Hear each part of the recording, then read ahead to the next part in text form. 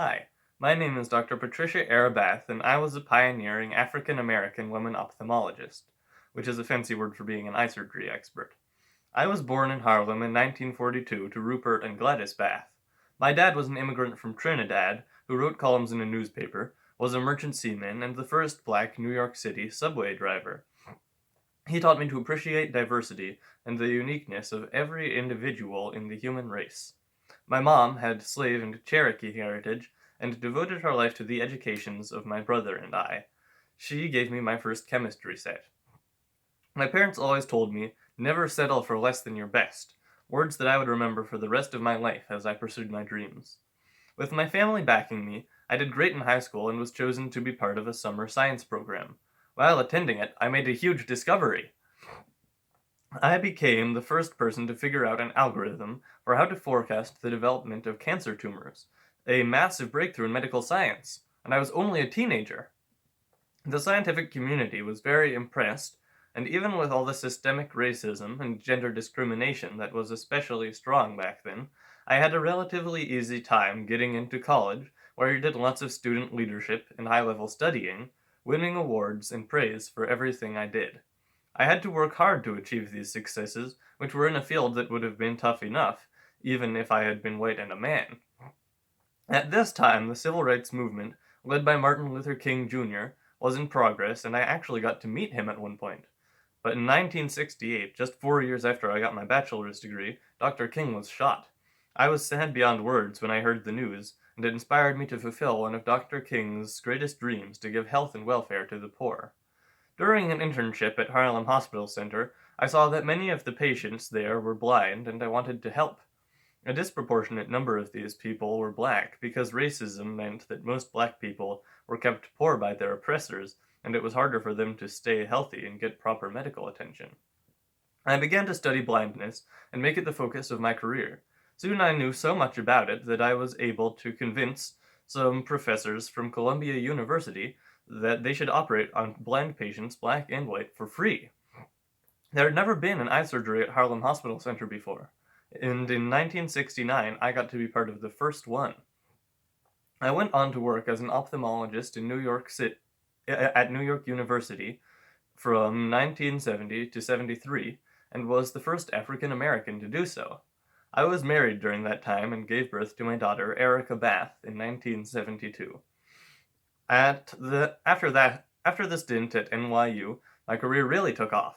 I founded organizations, took countless leadership roles, and continued helping as many people as I could. I led a national study of cataract surgery in 1983 that was the first of its kind. I would later make an important invention related to that procedure, which would go on to become my best known achievement. Cataract surgery is a very common thing today. When people start to get very old, the lenses of their eyes can cloud over. Before my invention, it was much more difficult to help people with this problem. We'll get to that in a bit, though. With the help of another ophthalmologist, I got the American Institute for the Prevention of Blindness going. Its motto was, "Eyesight is a basic human right." I was traveling to other countries soon after that. I was a guest professor in big hospitals in Europe. It was at one of these places that I came to experiment with lasers. In an interview when I was retired, I said it best. One rainy, cold, lonely night in the labs, working until 2, 3 a.m., Eureka! Laser phaco probe came to the planet. The laser phaco probe is a laser that can uncloud the lenses of people's eyes, simplifying cataract surgery forever. It took much trial and error, but I finally figured out that a xenon chloride-based laser was the best way to make the machine work. The invention was the first of what came to be 5 patents that I made throughout my life. I was the first African American woman doctor to receive even one patent. The laser phaco probe is still used today, and I bet all of you know old people who have had the surgery. In fact, linkily enough, your grandparents have been helped by my invention. 3.8 million cataract surgeries happen in the United States every year. As I got older, I hardly slowed down. In 2005, when I was 63, I went to Tanzania and climbed Mount Kilimanjaro. On the trip, I saw that the local children were suffering from rare childhood blindness that was caused by their squalid conditions. I gave them Braille computers so that they could have an education even without vision. In 2009, I was recognized by President Barack Obama for my research. Time said I was one of the women who changed the world.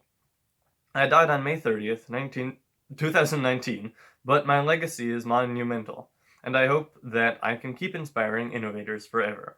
Maybe you'll be one of them. And all you have to do is dream big and work hard to make your dream a reality, whatever people say. I'll end with something I said in a recent interview. I had a few obstacles, but I just had to shake it off, like Taylor Swift says. I had to shake off the haters, the segregation, the racism. That's the noise, and you have to ignore that. Keep your eyes focused on the prize, and the prize is just like Martin Luther King said. That's what I did, I focused. Thank you all for listening to me today, and I hope that you focus and believe in yourselves to make your dreams come true, whatever they are, whoever you are.